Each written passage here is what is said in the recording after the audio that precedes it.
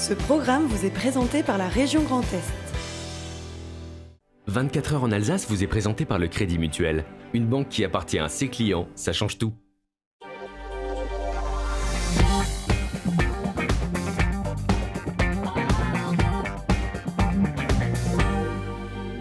Madame, monsieur, bonsoir, bienvenue pour une heure d'actualité 100% Alsace et 100% régionale avec de la littérature et notamment de la BD. On retrouvera dans quelques minutes Martial Debrief avec un illustrateur de bande dessinée, Paul Croisille. Éric Borner, il est avec nous ce soir et en live, notre magicien et mentaliste. Alors attention, tour exceptionnel. On recevra Lila Merabé, la vice-présidente de la région Grand Est. On parlera d'innovation dans notre région et de politique de start-up.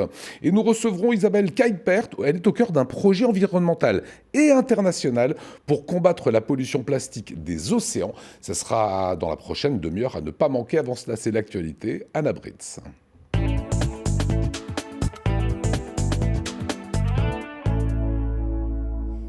Bonsoir à tous et dans l'actualité ce soir. Dans moins de 3 semaines, le premier réacteur de la centrale de Fessenheim s'arrêtera. L'Assemblée nationale s'est dotée d'une mission d'information chargée du suivi de cette fermeture.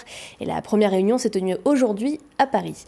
En basket, la SIG, en difficulté après 12 défaites consécutives, tente de rebondir avec un nouveau capitaine et un nouvel entraîneur. Et puis la PME Valfleury poursuit son développement. Installée à Wittenheim, elle est, après 100 ans d'existence, le 3e fabricant français de pâtes. Mais pour commencer, il fallait être vigilant ce matin sur les routes alsaciennes après le passage de la tempête Hervé. La nuit dernière, des vents violents ont été enregistrés, jusqu'à 101 km/h à Bâle-Mulhouse et 148 km/h au Markstein. Les arbres se sont couchés sur certains rails, perturbant ainsi la circulation ferroviaire en ce mardi matin. Et en plus des vents, les précipitations ont été importantes. Vous le voyez sur ces images, du côté de Molsheim, la Bruche est largement sortie de son lit. Aucun dégât matériel n'est à déplorer, mais la rivière reste surveillée, tout comme la Zinsel dans le nord de l'Alsace. Suite aux intempéries, certaines routes ont même été coupées, comme à Dupikheim, où champs et chaussées ont pris des allures de cours d'eau. La vigilance orange a été levée dans le Bas-Rhin, et dorénavant le département est placé en vigilance jaune, comme le Haut-Rhin. Dans moins de 3 semaines, le premier réacteur de la centrale de Fessenheim s'arrêtera. Le 30 juin, c'est le second qui cessera de produire de l'électricité, marquant ainsi la fin de la plus vieille centrale de France encore en activité. Pour suivre sa fermeture, mais surtout son démantèlement et le projet de reconversion du site, l'Assemblée nationale a mis en place une mission d'information constituée de 21 députés, dont 4 Alsaciens. Elle s'est réunie pour la première fois cet après-midi. Et on écoute tout de suite son président Raphaël Schellenberger. Il est au micro de Nora Boirio. Il va falloir qu'on tire les conséquences de la fermeture. Le processus technique, comment tout cela va fonctionner. Certaines choses vont peut-être nécessiter des évolutions législatives et juridiques. Il faut qu'on se penche dessus. Et surtout, il y a une question de reconversion du territoire qui m'intéresse au plus haut point. On ne maîtrise pas encore les impacts réels de la fermeture sur le territoire. On ne verra les impacts que d'ici quelques semaines. Mais il faut aujourd'hui qu'on s'engage sérieusement dans la reconversion. C'est toujours plus simple de critiquer que de proposer des solutions et c'est bien pour ça que ce format est intéressant, parce qu'il va nous obliger à produire des propositions. Mais sur la base de ces propositions, il y aura aussi pour le gouvernement une obligation à agir, parce qu'on ne sera pas dans une critique stérile, on sera dans des propositions constructives mais exigeantes. Et il faudra ensuite que le gouvernement prenne ses responsabilités, parce que jusque-là, il s'en défausse et pour le moment, il ne finance aucun projet, alors même que les collectivités territoriales en portent beaucoup. En sport, face à la crise de résultats sans précédent que connaît la SIG, après 12 défaites consécutives, toutes compétitions confondues, son président Martial Bellon a annoncé plusieurs décisions aujourd'hui. Le Finlandais Lassi Tuovi, ancien assistant de Vincent Collet, a été confirmé au poste d'entraîneur. L'ancien capitaine Ali Traoré, mis à pied par le club, doit être prochainement reçu par ses dirigeants. Son départ semble désormais acté. Pour le remplacer, un joueur devrait arriver d'ici la fin de la semaine et un second renfort n'est pas à exclure. Enfin, Jérémy Enzeli a été nommé au poste de capitaine. Le président a fixé pour objectif de casser cette incroyable série de défaites et de remporter rapidement 5 matchs pour assurer le maintien du club parmi l'élite. Écoutez tout de suite le nouveau capitaine, plutôt séduit par la méthode de son nouvel entraîneur, Lassi Tuovi. Il a un peu ce mélange avec Vincent, parce que Vincent a une énorme connaissance du basket, et donc ça a pu beaucoup aider Lassie. Et Lassie, il mélange avec un peu plus de liberté, ce qui pourrait peut-être un peu plus correspondre à notre équipe. Et il implique beaucoup les joueurs. C'est-à-dire il essaie vraiment de beaucoup communiquer avec nous, de beaucoup échanger avec nous. Et je pense que ça peut mettre un peu plus à l'aise certaines personnes et peut-être les aider à se donner encore un peu plus, quoi. Et la SIG recevra Ankara demain soir pour ses adieux à la Coupe d'Europe. Avant un match très important en championnat contre Limoges, ce sera samedi soir au Rhenus. Peut-être avez-vous déjà consommé ou aperçu dans les rayons de supermarché les pâtes alsaciennes Valfleury. Il y a près de 100 ans, un Alsacien partait de rien et se lançait dans la fabrication de pâtes. Aujourd'hui, l'entreprise existe toujours et elle est tenue par ses petits-enfants. Comment, en 3 générations, Valfleury est-il devenu le 3e fabricant de pâtes alimentaires en France et le premier Alsacien? Reportage à l'usine à Wittenheim, Marine 6. L'histoire débute en 1922. Le grand-père de Mathieu Kuens, actuel PDG de Valfleury, crée la société.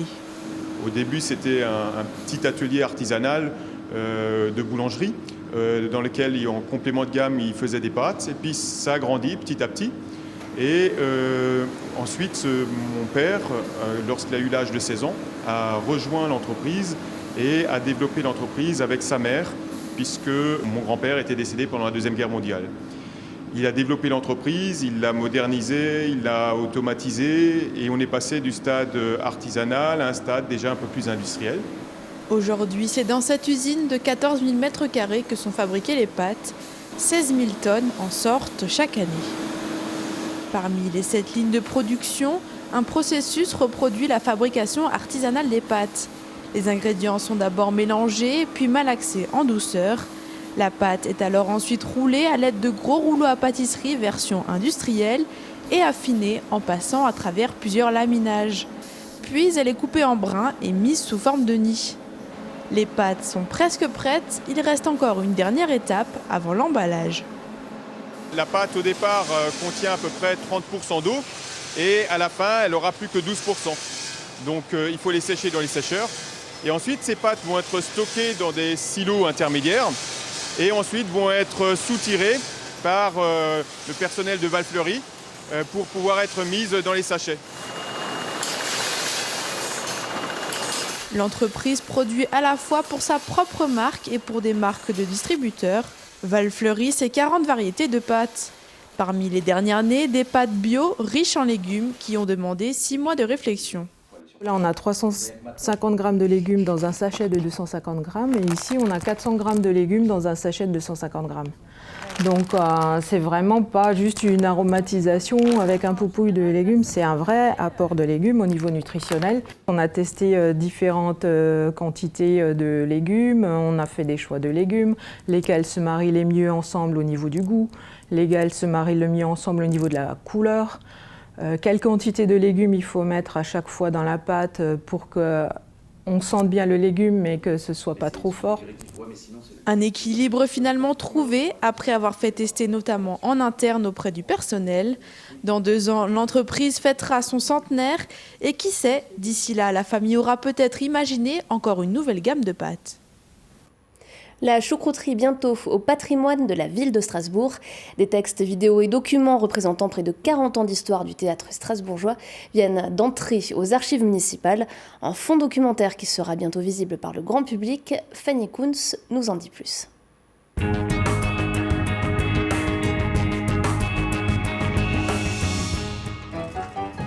Marionnez, vous êtes là pour rigoler, on est là pour dégommer, vous êtes là pour en prendre plein les choux. L'humour c'est rire malgré tout, on se fout de vous, on se fout de nous. Une odeur de saumure flottera bientôt dans les couloirs des archives municipales. La choucrouterie entre dans le patrimoine culturel de la ville de Strasbourg. Plus de 1000 documents, photos, textes et affiches de ce cabaret de renom ont été remis entre les mains des archivistes. Roger Siffer et sa troupe laissent donc une trace de l'humour satirique alsacien pour les générations futures. Le monde politique a bien changé entre les années 80 et aujourd'hui. Et surtout, le monde politique a compris que l'humour et le cabaret en particulier sont vraiment quelque chose de spécifique à l'Alsace et qu'il faut sauvegarder, il faut sauver le soldat Cabaret ou truc comme ça. Donc les rapports sont beaucoup moins tendus qu'il y a 30 ans. Et donc j'ai toujours eu de la chance d'avoir des gens avec qui je travaillais, qui sont extrêmement consciencieux et qui sont extrêmement prudents et qui, eux, ont gardé cette mémoire au grenier, heureusement. D'un intérêt considérable, ces archives doivent encore être inventoriées et elles représentent pas moins de 40 ans d'histoire du cabaret de la choucrouterie. L'intérêt de faire entrer les fonds de ces compagnies de spectacle, c'est que nous avons ainsi la mémoire du fonctionnement du théâtre, de la choucrouterie qui entre aux archives. On va faire une sélection pour voir ce que l'on a le droit effectivement d'exploiter. Compte tenu des droits d'auteur et des données personnelles. Et puis oui, sûrement, on essaiera de mettre une sélection en ligne et de voir ce que l'on peut exploiter rapidement. Ce fonds documentaire de la Chouc devrait être accessible courant du printemps sur le site des archives municipales de Strasbourg. On se fout de tout comme c'est la coutume chez nous.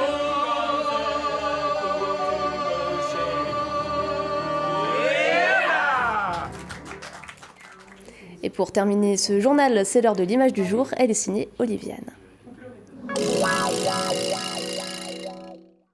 L'Institut Montaigne est une plateforme indépendante de réflexion et de proposition consacrée aux politiques publiques en France.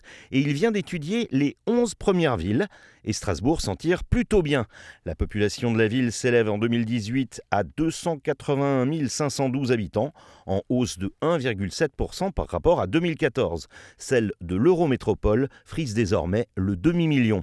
Les dépenses de la ville de Strasbourg s'élevaient à 497 millions en 2018, soit 1 767 € par habitant, un niveau comparable aux villes de la même taille, avec toutefois des dépenses de fonctionnement et surtout de personnel plus élevées.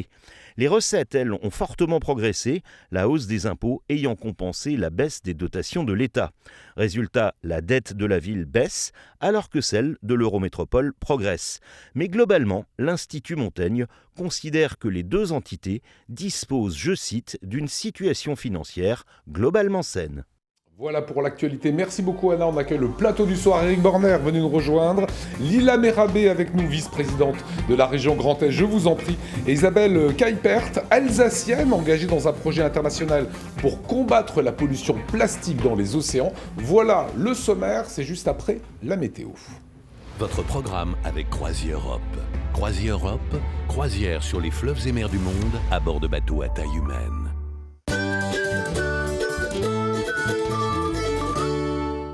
Bonjour à toutes et à tous, ravi de vous retrouver pour votre point météo de ce mercredi 5 février et l'heure est à l'accalmie. En tout cas, sur la majeure partie du territoire alsacien, on verra toujours beaucoup de nuages sur l'Alsace mercredi matin, mais ça laissera place à un joli soleil au fur et à mesure de la journée. En tout cas, beaucoup moins d'humidité, des averses qui persistent dans le sud de la région du Bade-Wurtemberg, notamment du côté de Fribourg ou encore dans le nord de la Suisse. Côté Mercure, les températures baissent encore, elles se rapprochent cette fois des normales de saison avec jusqu'à 2 degrés mercredi matin dans le nord du Bas-Rhin ainsi que dans le sud du Haut-Rhin. Le centre Alsace, on comptera 3 degrés, ce sera les mêmes températures chez nos voisins allemands et suisses. L'après-midi, le soleil gagne du terrain, on verra beaucoup moins de nuages bas, ils commenceront à se dissiper au fur et à mesure de la journée. Un grand soleil prévu du côté de Wissembourg et des températures qui ne grimpent que légèrement. Encore une fois, on se rapproche un peu plus des moyennes de saison avec 6 degrés toujours du côté de Sarre-Union-Saverne ou encore Wissembourg, 7 degrés pour Strasbourg, Sélestat ou encore Colmar, 6 degrés également du côté de Mulhouse ou encore d'Alkirch. On jette un coup d'œil sur vos prévisions de jeudi et cette fois on dit complètement au revoir aux nuages, place un joli soleil prévu sur l'ensemble du territoire transfrontalier en ce jeudi et des températures qui restent stationnaires entre 6 et 7 degrés partout. Mercredi, nous serons donc le 5 février, nous fêterons les Agates. Le soleil se lèvera à 7h53 pour nous dire au revoir à 17h32. Je vous souhaite un excellent moment sur Alsace 1 et je vous retrouve demain. Salut!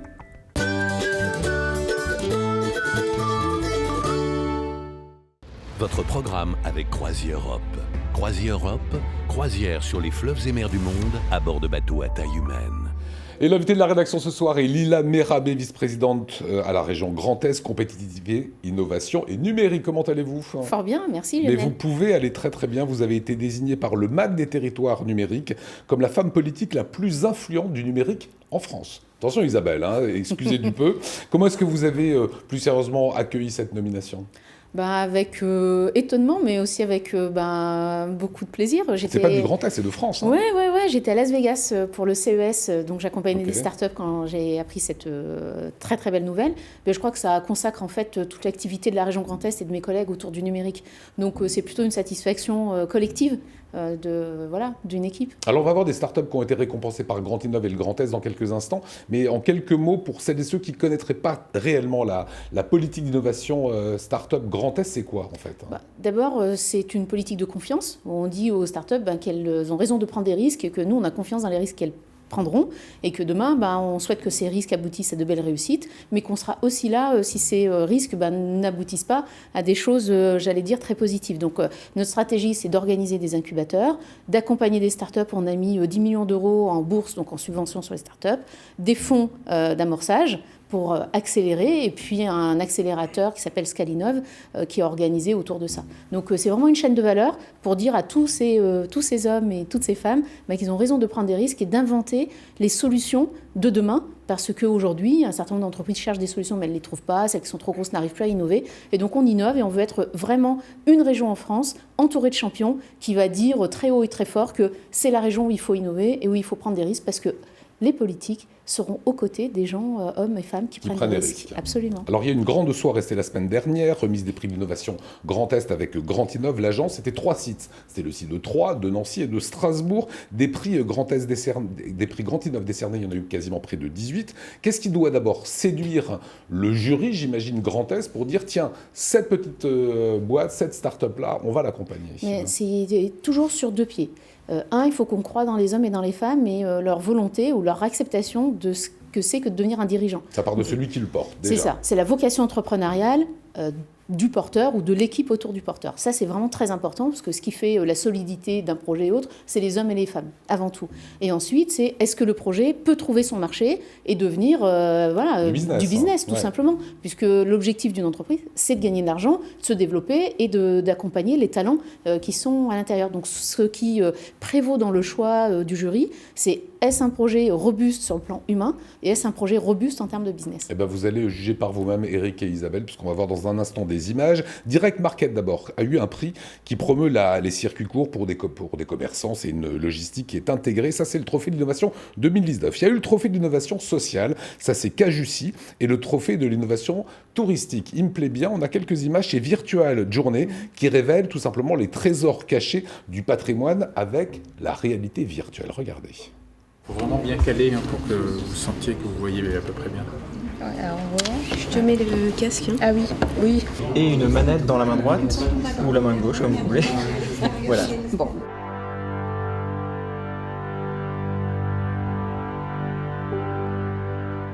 En levant les yeux, nous ne percevons qu'une masse unie, un seul jaillissement de roche s'élançant vers le ciel.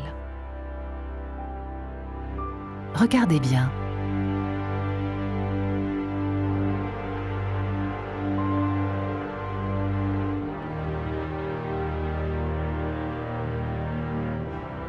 Les 3 partenaires ont chacun un rôle défini. Voilà, c'est une innovation. En gros, le monde touristique, grâce à la réalité virtuelle, il est accessible par tous maintenant.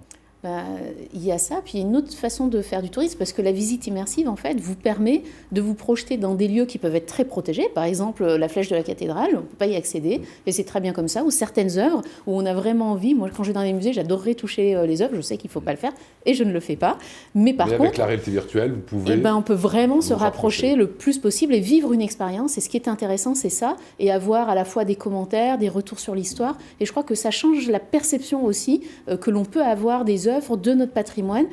Et puis il y a un autre volet, c'est que peut-être que demain on pourra se déplacer un peu moins pour des questions d'éco-responsabilité, mais par contre on peut visiter n'importe quel musée dans le monde depuis son salon, ou préparer des personnes qui ne sont pas en capacité de se déplacer à faire, ou initier des enfants, j'allais dire, à développer un engouement pour la culture et pour le patrimoine. Ça, c'était l'innovation touristique. Alors, un petit mot sur Scalinov, parce qu'on a une innovation qui est toute bête, mais comme beaucoup d'innovations, bien souvent. Un mot sur Scalinov, pour le grand public qui ne sait pas ce que c'est. Alors, Scalinov, ça vient d'un concept qui s'appelle Scale Up, Le scale-up en français, ça veut dire de l'accélération. C'est l'idée de prendre une start-up qui est déjà sur le marché. Donc une start-up, c'est une entreprise qui a un projet innovant. Ouais. C'est ce qu'on appelle une start-up.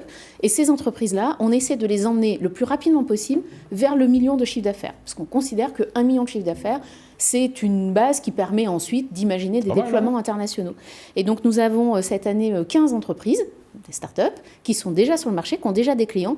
Et notre idée, c'est de voir comment est-ce qu'on peut les aider à croître rapidement et à installer un peu leur assise. Et du coup, les équipes professionnelles qui sont là et le talent, finalement, alsacien et du Grand Est qui se confirme. Eh ben, le Grand Prix cette année, c'est très drôle parce qu'on les avait détectés également, Alsace 20 les avait suivis il y a quelques mois. C'est Baguette Box, vous aimez bien le pain frais le matin, eh ben, c'est tout simplement leur concept, regardez.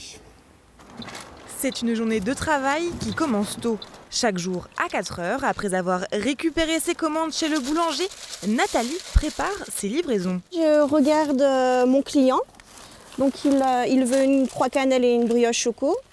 Et c'est parti, à bord de son véhicule hybride, la tournée va durer 2 heures entre Vasselonne et Romanswiller.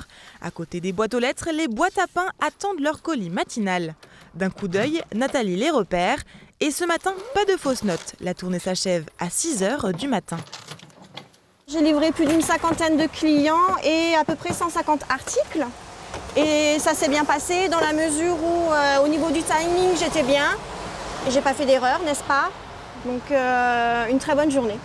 Pour elle, c'est la fin de la journée, mais pour la start-up Baguette Box, à l'origine du concept, c'est le début de l'aventure.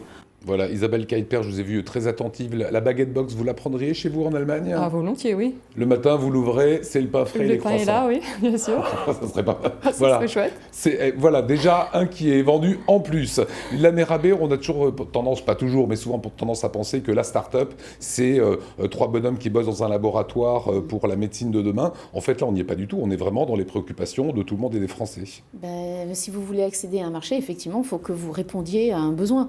Et ce besoin-là, aujourd'hui, on le voit, il y a des études qui font la démonstration qu'il y a au moins un Français sur 2 qui renonce à aller s'acheter du pain le matin parce que tout le monde court, les enfants et tout ce que vous connaissez, les bouchons et ainsi de suite.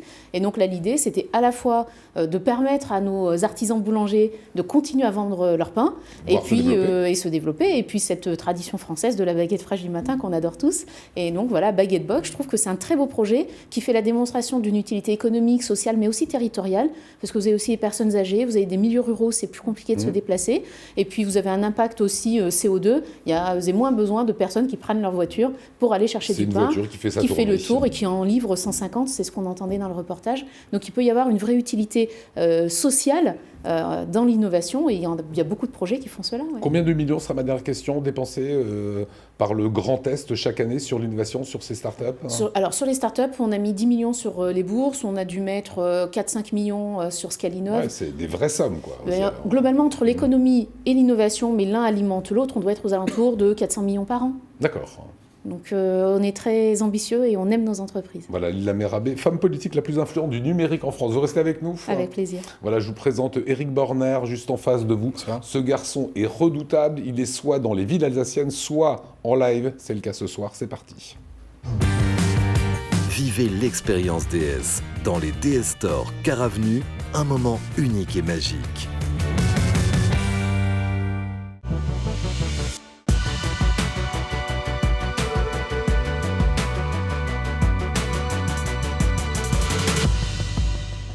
Et voilà, Éric Borner s'est installé avec nos deux invités, Isabelle et Lila. Le plateau est à vous, mon cher camarade. Merci beaucoup. Bonsoir à toutes et à tous. Je vous ai emmené un voyage. Alors, j'ai entendu numérique, j'ai entendu plein de choses très intéressantes. Ça vous peut le laisser? Je vous laisse ça là. C'est une carte postale. Je vous ai mis une petite note derrière la carte postale. Je sais que vous avez voulu la regarder avant le démarrage du plateau, mais on y reviendra dans quelques secondes. Je vous ai emmené, évidemment, un paquet de cartes. En tant que magicien, c'est tout à fait normal, avec 52 partenaires, toutes différentes les unes des autres. Je vais les faire défiler. Je vous invite à me dire stop quand vous le souhaitez pour choisir une carte. Exemple, vous parlez anglais? Oui. Tout à fait. Dites-moi stop quand vous le souhaitez. Stop. Ici, j'invite à récupérer votre carte. Si c'est un joker, parce qu'il y a 2 jokers dans le jeu, et uniquement pour cette raison, on change de carte. Est-ce que c'est un joker? Non. Je ne veux pas connaître la valeur de votre carte, je ne veux pas connaître le nom de votre carte, je vous demande juste de mémoriser la carte pour le moment. D'accord? Les Belges demandent ce qui va lui arriver, là. Oh, les paupières sont lourdes, très lourdes, mais pas encore. Je vais vous demander chacun de me confier 2, 3, 4 objets différents les uns des autres, si possible personnels. Ça peut être des bracelets à perles, ça peut être des lunettes, ça peut être des stylos, des téléphones portables, des bagues, des montres, tout ce que vous avez, juste de poser quelques objets ici, si vous voulez bien, sur la table. Vous pouvez poser 2-3 objets personnels, tout. Tu peux participer également pour cette expérience-là. Je m'exclus volontairement, sinon vous avez pensé que je triche, et vous avez bien raison d'ailleurs, parce que c'est ce que je vais faire. Je peux t'en mettre 3 ? N'importe. Si vous avez encore des objets, n'hésitez pas. On a ici noir, je sais pas un si téléphone, c'est une boucle d'oreille, une boucle d'oreille avec un joli symbole. On a ici des clés, on a un téléphone portable. Est-ce que vous voulez qu'on rajoute le jeu de cartes ? Pourquoi pas. Je vous laisse démarrer, Lila, c'est bien ça ? Bonne mémoire. Lila, je vais vous demander de mettre les objets que vous avez devant vous dans l'ordre que vous souhaitez. Si cet ordre-là vous convient, vous pouvez le conserver. Si vous voulez changer, vous en prie. Très bien. Alors, l'idée est d'avoir juste une ligne horizontale à la fin de l'expérience. Ok ? C'est du bonneto, ça, c'est ça ? Presque. Vous êtes droitière ou gauchère, Lila ? Je suis droitière. Droitière. Avec votre main droite, je vous demande de couper, de scinder une seule et unique fois entre 2 objets, où vous voulez, n'importe où. Juste couper. C'est un très bon choix. Il me reste maintenant 1, 2, 3, 4 objets. Quel est votre chiffre préféré entre 1 et 4 ? 3. 3. Lila, je vais vous demander de récupérer 3 objets, de les mettre juste au bord du tapis, n'importe lesquels, pour que je puisse les distinguer parmi les 4 qui nous restent, évidemment. Dans cela ? Oui, tout à fait. 3. 3. Mais il dit 3, hein. Oui. C'est juste, 3 objets. 1, 2 et 3. On va jouer avec. C'est votre dernier mot ? Sans regret ? 1 fois, 2 fois, 3 fois. On fait exactement la même chose du début à la fin. Tout ce que vous m'avez éliminé, mis de côté, rassemblé, comme ça vous êtes sûr que ça ne disparaisse pas entre les mains du magicien. Il nous reste un objet pour la main droite et un objet pour votre main gauche. Ceux de votre choix. Un en main droite, un en main gauche, n'importe lesquels. On va jouer avec. Sans regret ? Sans regret. Parmi les 2 objets que vous avez, Lila, un objet est pour vous et un objet est pour moi. Je vais fermer les yeux pour ne pas vous influencer. Je vais relier les mains pour que John Grinder, Richard Bandler ne viennent pas avec leur PNL vous influencer. C'est à vous. Un objet pour vous et un objet pour moi, n'importe lequel. C'est votre dernier mot ? Oui. Cet objet-là, pour le magicien ? Oui. Sans regret. Je vous laisse déposer le dernier objet là, comme ça vous pourrez récupérer tous vos objets à la fin de cette expérience. Au passage, je vous invite à vous asseoir, Lila, évidemment. Est-ce que vous pouvez imaginer 2 secondes qu'on ne soit plus sur le plateau d'Alsace 20, juste quelques secondes, vous savez qu'on fait de la magie de rue, vous en verrez quelques émissions sur les chaînes YouTube, sur la chaîne d'Alsace 20. Imaginez qu'on puisse parcourir plusieurs villes à travers le monde. Je vous demande de fermer les yeux et de réfléchir, de penser, de vous rappeler le nom d'une ville. Vous l'avez en tête. Est-ce que vous en souvenez ? Vous la voyez sous vos yeux apparaître en toutes lettres. Est-ce que vous voulez bien ouvrir les yeux et me donner le nom de la ville que vous avez en tête ? New York. New York. Imaginons quelques secondes, Lila, que vous ayez une liste de personnalités influentes. J'ai vu que vous aidiez beaucoup de personnes, mais ça part de l'histoire, du sport, du cinéma, de l'entreprise, peu importe, des écrivains. Vous en avez fermé les yeux. Je vous demande de vous souvenir, de vous rappeler le nom d'un personnage célèbre. Est-ce que vous l'avez en tête ? Oui. Est-ce que vous voulez bien ouvrir les yeux, imaginer 2 secondes ce personnage soit juste là et me donner le nom du personnage que vous avez en tête ? Nelson Mandela. Nelson Mandela. Alors, je vais vous aider quelques instants, parce que j'adore Mandela pour son inspiration. J'ai emmené ici un carnet avec 88 personnalités à l'intérieur. Je vous les montre très rapidement. Vous avez effectivement Mandela, Albert Einstein, Shakespeare, etc., Tiger Woods. Je vous demande de le prendre sur votre main gauche, comme ceci, et de l'ouvrir à un seul et unique endroit, une seule et unique fois. On va tomber sur une page au hasard, on va le montrer à nos spectateurs, et on est ce soir sur... Alors, j'ai pas le retour. Brian Kobe. Est-ce que vous voulez bien le dire à haute voix ? Brian Kobe. Brian Kobe. Ce qui est très étrange, c'est qu'il y a quelques heures avant d'arriver sur le plateau, j'ai posté une vidéo sur Instagram. Je vais vous inviter, si vous avez le téléphone portable, vous pouvez le faire. Si vous êtes chez vous, à la maison, avec un téléphone portable, avec votre ordinateur portable, je vous invite à aller sur Instagram et aller simplement sur mon site. Vous pouvez taper www.eric-borner.com ou non, mieux, faites simplement Eric Borner Instagram. Vous allez le voir ici à l'écran, comme ça vous verrez exactement ce qui se passe. Ok.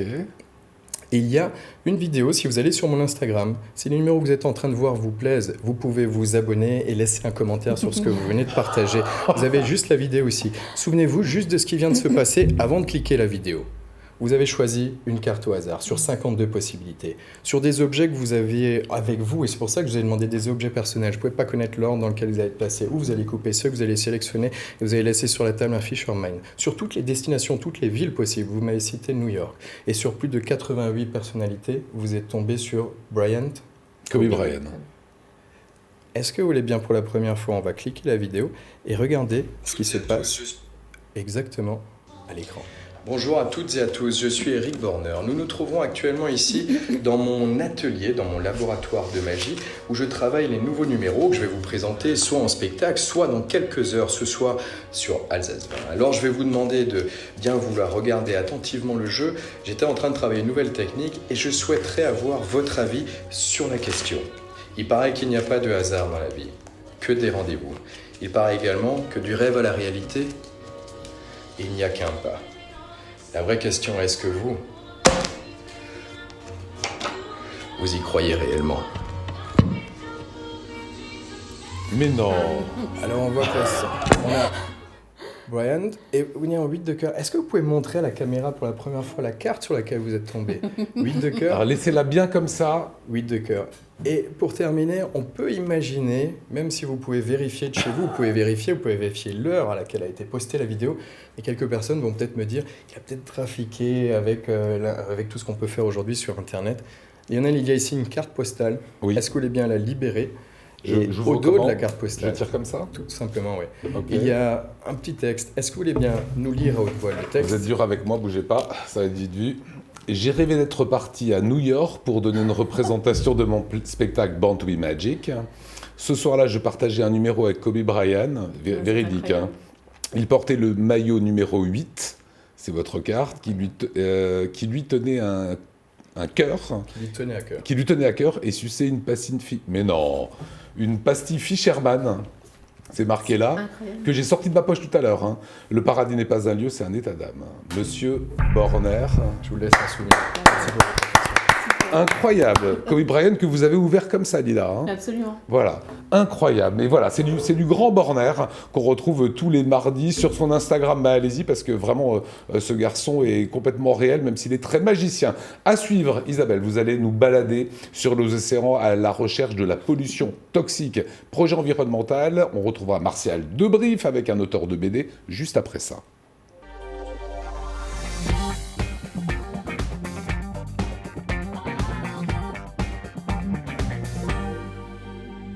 Elle est alsacienne, elle s'appelle Isabelle Kuiper. Comment allez-vous? Très bien, merci. Et vous vivez de l'autre côté du Rhin depuis une vingtaine d'années en Allemagne. C'est ça. Voilà, j'ai vu une vidéo de vous expliquer toutes vos motivations in English, please, yes. with a good French accent. Absolument. Voilà. On va pas la repasser parce que le but est pas là. Please. On parle ce soir de choses qui nous font évidemment pas rire. C'est la pollution plastique et toxique évidemment qu'il y a dans les océans. Vous allez intégrer un véritable projet, ça sera au mois de juillet, à partir du 14 juillet. Vous allez partir avec que des femmes sur un bateau à la recherche de cette pollution plastique et les analyser. D'abord, comment est-ce que vous, Alsacienne, vous êtes retrouvée dans un projet comme celui-ci? En fait, sur Facebook, Sea Shepherd a posté une annonce indiquant que 300 femmes étaient recherchées dans le monde pour faire partie d'une expédition avec pour but de faire des recherches scientifiques sur un voilier. Et donc, j'ai postulé. Vous êtes secrétaire médicale, vous n'êtes pas scientifique ou mathématicienne ou ni océanographe, ouais. Rien de tout ça. L'aventure m'a tentée, j'aime bien les projets où les femmes sont engagées. Voilà. Donc j'ai tenté, j'ai rempli un grand questionnaire. Ouais. Et puis après, il faut envoyer une vidéo de soi, c'est celle que vous avez vue. Et puis après, on a encore un rendez-vous Skype avec les organisateurs. Et j'ai été retenue. Alors on a des images, on a déjà le bateau en fait, qu'on va découvrir. Donc voici le bateau. Vous êtes déjà allé sur le bateau en fait, ça va se passer en juillet, mais vous êtes déjà parti. J'ai fait 5 jours de volontariat sur le bateau pour voir ce que c'était. Le mal de mer? Pas du tout. Ah bah, vous n'allez pas le dire maintenant, parce que sinon... bah là, pour le coup, sur les 5 jours, je ne l'avais pas. Alors là, on voit ces images. Racontez-nous comment ça s'est passé. Vous êtes arrivé et durant 5 jours, qu'est-ce que vous avez fait? Alors, pendant ces 5 jours, en fait, le bateau était en état de... je ne vais pas dire de décomposition, mais on a complètement désamorcé le bateau pour faire tout ce qui était entretien, c'est-à-dire nettoyage des cuves, repeindre le Travail bateau. Du matelot. Oui, absolument. Mise en état du bateau. Ok. Et donc ça, c'est sur ce bateau-là où vous allez partir, 22 mètres le bateau. 22 mètres 25. Combien de filles sur ce bateau? Combien de filles? 10 bénévoles et 4 membres d'équipage. Et vous allez faire quoi alors durant cette odyssée contre la pollution, si je puis dire? Oui, contre la pollution. Alors, on est divisé en équipes. Donc il y a une équipe qui vont toujours se relayer. Donc une équipe qui va s'occuper de sciences, une équipe qui va s'occuper de la cuisine, une équipe qui va s'occuper de watching, donc ça veut dire la surveillance des bateaux à l'horizon, parce que jusqu'à présent, malgré tout, la surveillance avec l'œil humain, ça reste très important. Il n'y a pas de radar sur le bateau? Il y a un radar sur le bateau, mais n'empêche, la surveillance humaine reste très importante, et puis une partie qu'on appelle le nettoyage. Voilà, et votre rôle à vous? Ça va être chacun de ces rôles-là au fur et à mesure. D'accord, une fois vous ferez à manger, une fois vous nettoierez, une fois vous allez analyser la petite pollution plastique. C'est ça. Alors quand on voit l'état voilà, alors là c'est magnifique évidemment, on voit des dauphins qui nagent, ou plutôt qui dansent pour nous. On a quelques images qu'on va vous montrer de pollution plastique. Vous allez donc récupérer cette pollution plastique qu'il y a dans les eaux, ces choses-là qui sont absolument infectes. Et vous allez faire quoi, Isabelle? Alors en fait, c'est très intéressant ce que vous avez montré comme photo avant avec le dauphin, parce qu'on a vu une mer complètement calme avec un joli dauphin. Magnifique. Voilà. Il faut savoir que si on prend un appareil d'échantillonnage qu'on appelle un chalut manta sur cette eau qui est calme et plate pendant 5 minutes, on remplit cette chaussette, si vous voulez, ce filet de matière plastique. Donc en fait, c'est vraiment rendre l'invisible visible. On a l'impression que c'est beau, c'est tout propre, mais en fait, c'est vraiment rempli de déchets. Voilà, c'est votre conscience écologique, politique qui vous a fait vous engager dans un projet comme celui-ci? Non, d'abord, c'est un projet organisé par des femmes et pour des femmes. Ça, c'était important. Oui, c'est important pour pourquoi moi. Je vous poserai la même question après à Lila sur son ressenti, mais pourquoi c'était important? Encore une fois, rendre l'invisible visible. Les femmes, jusqu'à présent, on a toujours tendance à se dire dans les métiers qui sont la science, la technique, la voile, les hommes sont toujours mis en avant. D'ailleurs, par exemple, l'étude des perturbateurs endocriniens, c'est beaucoup plus sur les hommes que sur les femmes. Et donc, avec ce projet Expédition, on va justement prélever des échantillons parce qu'un échantillon, par exemple, c'est comme un petit radeau qui attire les polluants plastiques comme des éponges. Et donc, on va pouvoir étudier ces produits chimiques sur ces petits radeaux pour voir l'influence que ça a sur le corps de la femme. Lilia Mérabé, il y avait un prix de la mixité et de l'égalité aussi distribué par Grand Innov pour le Grand Est. Projet féminin, que des femmes sur un bateau, pour faire avancer finalement la science, le progrès et notre compréhension des océans. C'est une belle chose. Vous connaissez ma baseline, Girl Power, donc je crois que... Le poids en l'air.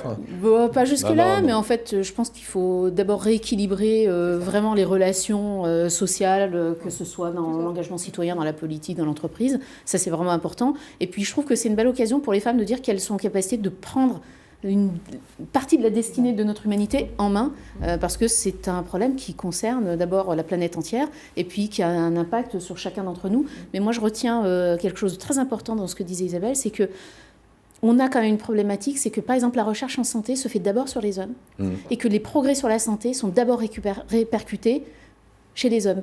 Et je trouve qu'il y a quelque chose qui ne va pas là-dedans qui ne tombe pas rond. Et il y a une autre anecdote vraiment très rapide. Cette année, on a eu pour la première fois 2 femmes astronautes qui ont pu sortir vraiment dans l'espace. En 2020. En 2020. 2019. Et en fait, pour une raison tout bête, c'est pas qu'on ne trouvait pas des femmes, c'est que personne n'avait pensé à fabriquer 2 combinaisons qui pouvaient être à la taille des femmes. D'accord. Okay. Et c'est celle-là la raison. Comme quoi le monde change.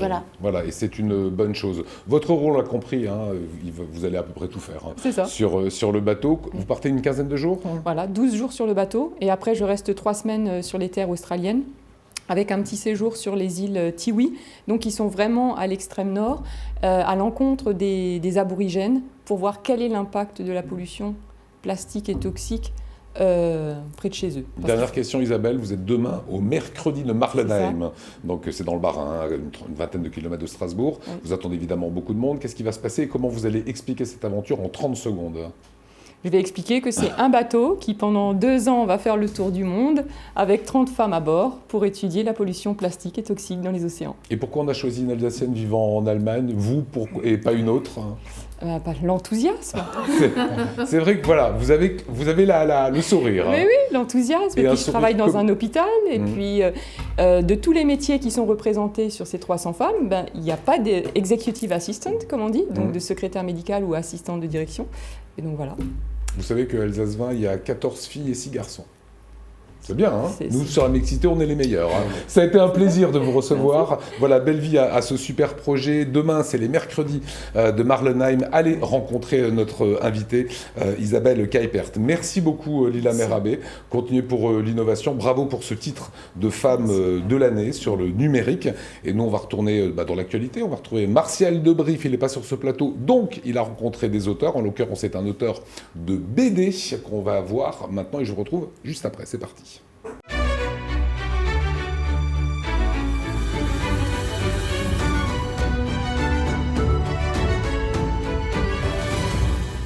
Bonjour à toutes et à tous, nous sommes aujourd'hui à Liège dans le cadre du festival de la BD d'Angoulême qui a dans toute l'actualité, dans toutes les oreilles des Français actuellement. Je ne pouvais que venir ici en Belgique pour être à côté d'un dessinateur belge, les dessinateurs belges étant les plus importants et les plus grands au monde.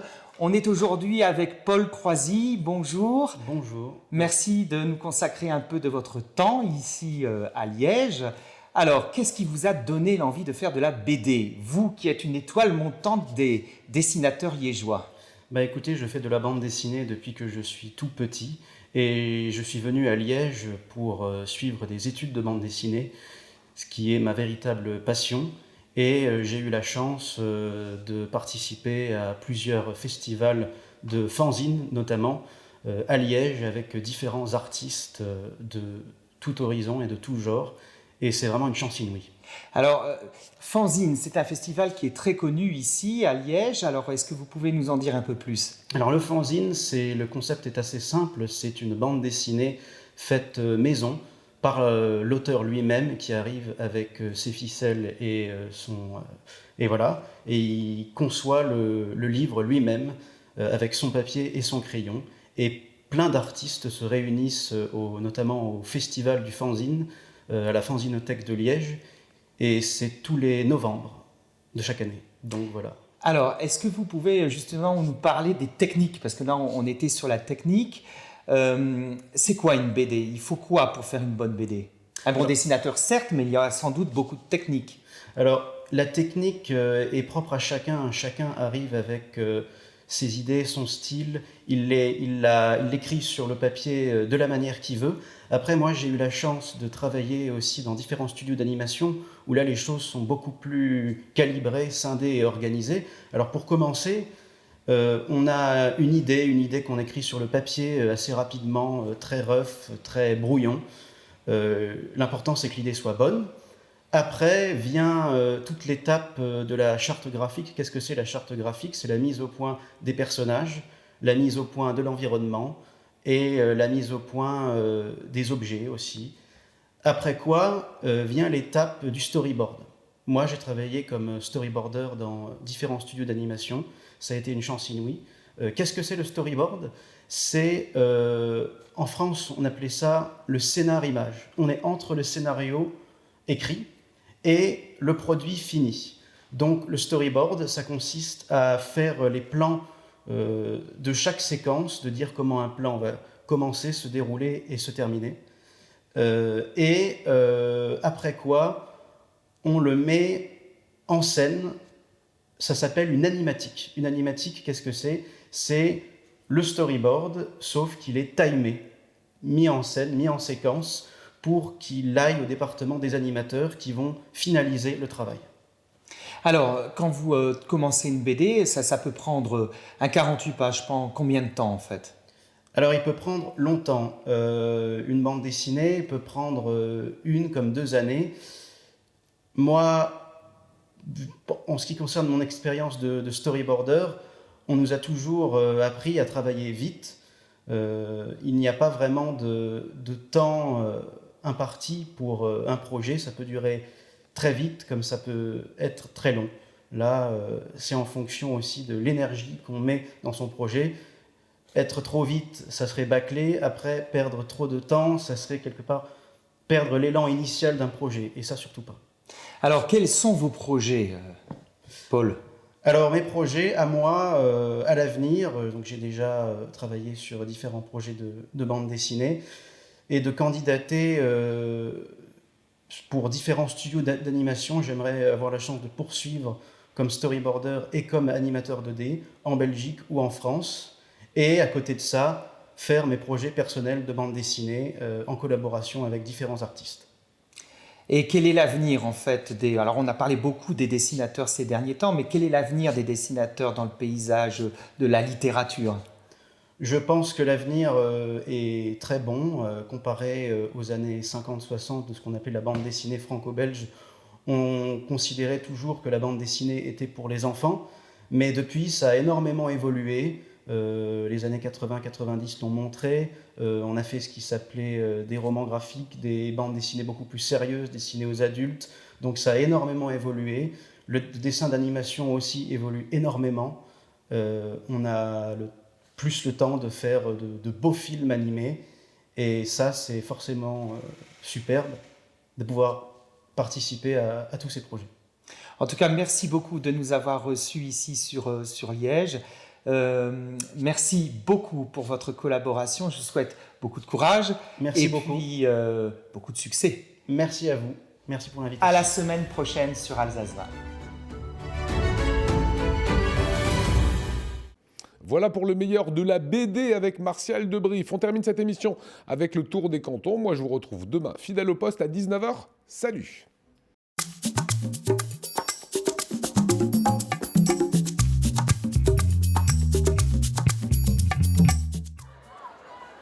Une rentrée pas comme les autres au collège Galilée de Lingolsheim. Depuis le 6 janvier, élèves et professeurs ont quitté les bâtiments en préfabriqué qu'ils occupaient depuis 5 ans pour intégrer un établissement remis à neuf. Alors depuis un mois, dans la salle des professeurs et dans la cour, c'est un peu la fête. Une forte joie, beaucoup d'émotions. La toute première heure où les élèves ont franchi le portail du collège, sont rentrés dans cette nouvelle cour. Et puis, oui, l'émerveillement. Pour nous, c'était encore Noël. Parce qu'ils étaient complètement émerveillés par ces nouveaux espaces, ces bâtiments agréables et tout le confort qu'ils découvraient là. Chacun se souvient de la rentrée 2014. La structure du bâtiment est fragilisée, le collège ne peut ouvrir, les élèves sont déplacés en urgence vers d'autres établissements. Dès mars 2015, des préfabriqués sont installés pour que les jeunes puissent reprendre les cours à Lingolsheim. Mais l'avenir de l'établissement reste incertain. Finalement, le conseil départemental fait le choix d'une réhabilitation. 8 millions d'euros seront nécessaires pour financer le chantier qui commence en juillet 2018. C'est vrai que c'était, je dois avouer, un moment compliqué. En plus, on était dans une situation où les moyens du département avaient été fortement baissés aussi. Donc, on était dans une équation compliquée. Et c'est vrai qu'on a souhaité, on a fait ce choix-là. Je suis très heureux qu'on l'ait fait. D'autant plus qu'on a accompagné cette démarche d'action éducative. Terminé dans les temps, l'établissement a pu ouvrir en ce début de 2020. Une fois n'est pas coutume, le retour des vacances de Noël s'est fait avec le sourire, même pour des élèves qui n'avaient connu que les bâtiments en préfabriqué. C'est plus grand, c'est plus lumineux et on est plus, les salles sont beaucoup plus grandes et j'ai l'impression qu'un peu les profs sont de plus bonne humeur, On a plus le droit de courir, on est moins serré et voilà quoi. Il y a plus de place pour tous les élèves dans la cour par exemple. C'est surtout la cantine, c'est plus stylé, c'est plus grand, on a plus de place et il y a les chauffages, ils marchent. Ouais, il est super, on a un nouveau CDI, on a plus de salles informatiques et la cantine est super, il y a des nouveaux moyens, maintenant on doit mettre des codes et ça pour pouvoir passer et c'est beaucoup mieux. Plutôt que de reconstruire à l'identique, au conseil départemental, on a souhaité profiter des travaux pour améliorer l'établissement. Les espaces ont été intégralement revus. Objectif, porter ce collège datant des années 1990 aux standards actuels. Il y a eu effectivement un remaniement général des surfaces pour faire en sorte que dans l'usage, on trouve des choses qui correspondent très bien à la fluidité des circulations des élèves, à la possibilité pour les enseignants et les surveillants de faire bien leur travail. Donc en fait, tous ces éléments ont été travaillés avec l'équipe enseignante et les membres du département. À Lingolsheim, on a souhaité que le drame du collège Galilée soit l'occasion de repenser les liens entre les différents acteurs de la communauté éducative. Des plans aux dernières finitions, l'ensemble des aménagements se sont faits de concert avec l'équipe enseignante. J'ai en effet suivi tout le processus de restructuration. Les équipes ont été largement consultées, beaucoup de concertations avec les enseignants, beaucoup effectivement d'écoute par rapport à leurs besoins. Ceux qui avaient connu le bâtiment historique ont pu faire remonter les difficultés anciennes, comme par exemple ces problèmes d'acoustique qui étaient connus avant, la chaleur, un aménagement des espaces qui n'était pas optimal. Pour aller plus loin que la simple question du bâti, le conseil départemental a lancé un dispositif se donnant pour mission de renforcer les actions éducatives sur l'ensemble du territoire. Le plan éducatif partagé et solidaire, PEPS pour les intimes. Si aujourd'hui il s'en monte dans l'ensemble du département, c'est bien à Lingolsheim qu'il s'est inventé. On travaille en fait avec les associations de la commune de Lingolsheim, des communes de Holsheim aussi. On travaille du coup avec bien sûr la ville de Lingolsheim qui a beaucoup d'actions éducatives qui sont menées sur son banc. Donc notre enjeu c'est préparer les jeunes générations, assurer la réussite éducative des jeunes générations, faire en sorte que ces enfants puissent devenir des adultes autonomes, engagés, responsables. C'est une synergie entre tous les acteurs éducatifs qui fait la réussite aussi de l'action éducative auprès des enfants. Ok, et un point S, n'appartenant pas à D, mais pas trop loin. Autour de la table, le département, la ville, les 2 collèges de Lingolsheim, des acteurs associatifs et le centre socioculturel L'Albatros. Le PEPS comporte de nombreux volets et différentes actions éducatives, comme le dispositif d'aide aux devoirs mis en place au centre socio-culturel. D'octobre à mars, cette mesure d'accompagnement des jeunes est renforcée par des stagiaires venus de l'école polytechnique. Ils vont appréhender les élèves vraiment comme les personnes qu'ils sont, dans le cadre scolaire, mais également dans le cadre personnel et familial, en collaborant à l'extérieur de la structure scolaire, au niveau du centre socio-culturel, mais également au niveau des associations d'aide. C'est pour éviter le décrochage scolaire, et c'est effectivement toujours dans cette idée, dans l'idée générale du PEPS, de renforcer tout ce qui est dans notre pouvoir, nous partenaires, pour améliorer la vie d'un jeune entre 11 et 17 ans à Lingolsheim. Avec la réouverture du bâtiment principal du collège Galilée, la vie scolaire à Lingolsheim va retrouver la normalité. C'est en tout cas la fin d'un dossier épineux. Chacun espère que l'avenir ne leur réservera pas de mauvaises surprises.